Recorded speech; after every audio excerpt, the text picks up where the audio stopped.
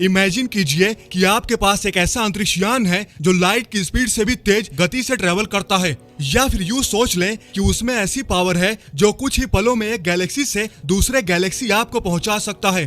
तो अगर आप उसमें बैठकर अंतरिक्ष की यात्रा पे निकलते हैं और अपनी यात्रा को पृथ्वी से शुरू करके बिल्कुल एक सीधी दिशा में लगातार चलते रहते हैं, तो क्या आप कभी किसी सीमा तक पहुंच पाएंगे और उसके आगे कभी नहीं जा सकेंगे?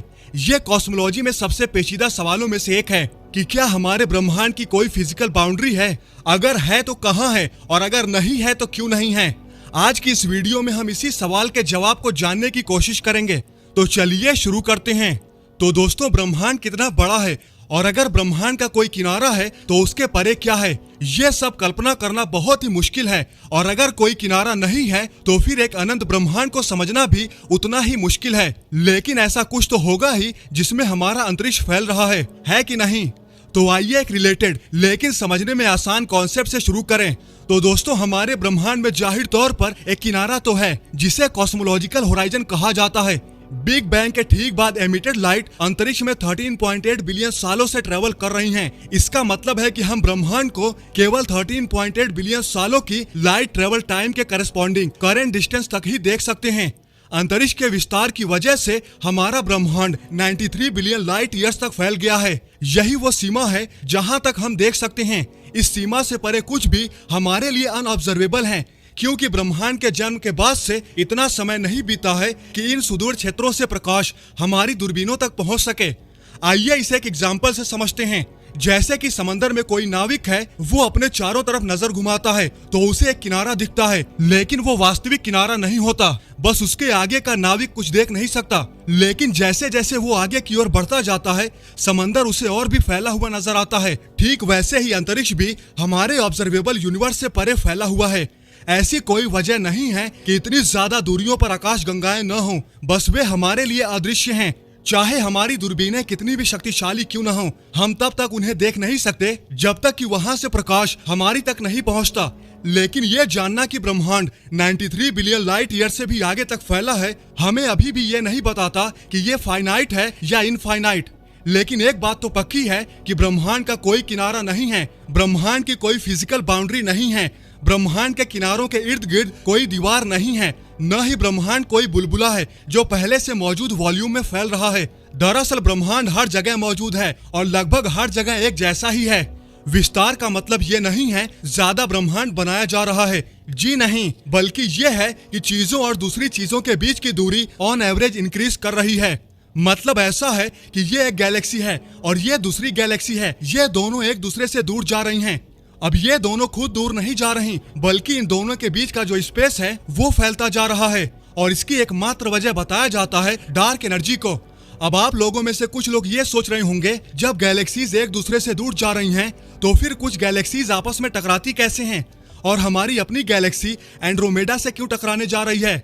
वैसे मैंने इस पे डिटेल में वीडियो बना रखा है, अगर आप चाहें तो आप मेरी ये वीडियो देख सकते हैं, जिसका लिंक भी मैंने डिस्क्रिप्शन में दे रखा है। लेकिन मैं आपको थोड़ा शॉर्ट में बता देता हूँ। दरअसल ऐसा है, जो भी गैलेक्सीज ब्रह्मांड के बनने के बाद एक दूसरे के काफी करीब बनी थी, वो सभी गैलेक्सीज ग्रेविटेशनली बंध गईं और एक ग्रुप का निर्माण कर एक कॉमन सेंटर की परिक्रमा करने लगी, जिसे हम लोकल ग्रुप के नाम से जानते हैं। इसी तरह कई अलग अलग गैलेक्सीज के ग्रुप बने, लेकिन अब चूंकि ये गैलेक्सीज के ग्रुप एक दूसरे से काफी दूर थे, इसलिए वे एक दूसरे के साथ ग्रेविटेशनली बंध नहीं सके। इसी वजह से डार्क एनर्जी ने मौका देखा और बीच में जा घुसी और उन्हें एक दूसरे से दूर ढकेलने लगी। लेकिन अब चूंकि ग्रुप्स में बनी गैलेक्सीज के भीतर ग्रेविटेशनल फोर्स काफी मजबूत था, इसलिए वहां डार्क एनर्जी अपना कमाल नहीं दिखा पाई।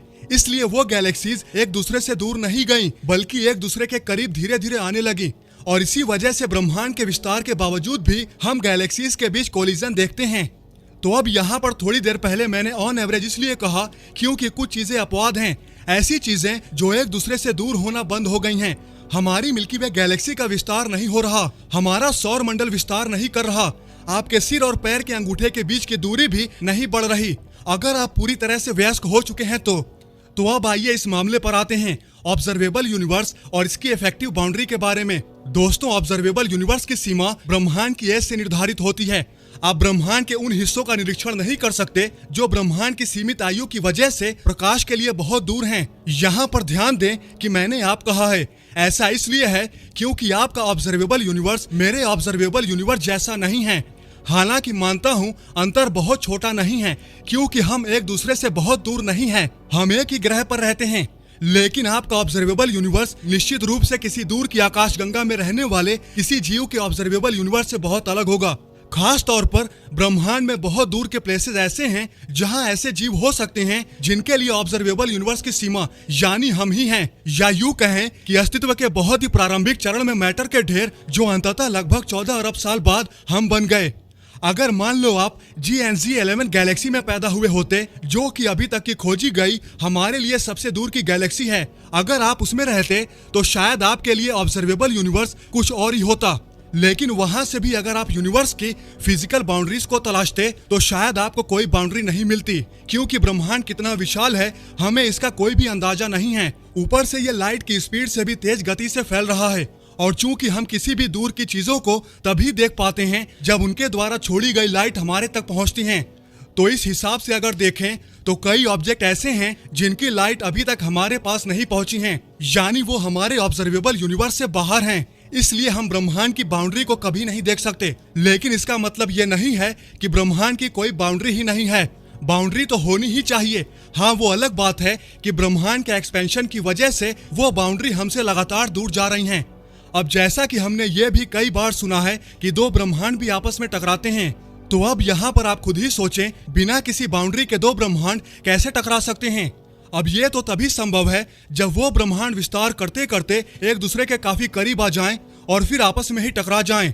हाँ, ये अलग बात है, इनकी बाउंड्री किसी दीवार की तरह नहीं होगी जिसके आर पार हम ना जा सकें, बल्कि यह किसी गैलेक्सीज की तरह होगी कि यहाँ पर गैलेक्सीज खत्म या फिर यहाँ से कोई दूसरी गैलेक्सी शुरू, जिसके हम अंदर भी जा सकें और बाहर भी आ सकें। बस हमारे लिए दुख की बात यह है कि हम कभी ब्रह्मांड की बाउंड्री को नहीं देख सकते। हम ये तक नहीं जानते कि ब्रह्मांड कहाँ से शुरू हुआ था तो खत्म कहाँ पर होगा, ये कहाँ से जान सकते हैं? इसलिए ब्रह्मांड की कोई फिजिकल बाउंड्री है या नहीं, ये शायद ही कोई कंफर्म बता सके। वैसे आप लोग इस बारे में क्या सोचते हैं, हमें कमेंट करके जरूर बताएं। तो दोस्तों, आज की इस वीडियो में बस इतना ही। आई होप आपको यह वीडियो जरूर पसंद आई होगी। अगर आपको यह वीडियो पसंद आई है तो लाइक और शेयर करना न भूलें, और ऐसी ही इंटरेस्टिंग वीडियो देखने के लिए हमारे चैनल को सब्सक्राइब करना तो बिल्कुल भी न भूलें। तो मिलते हैं नेक्स्ट वीडियो में। जय हिंद।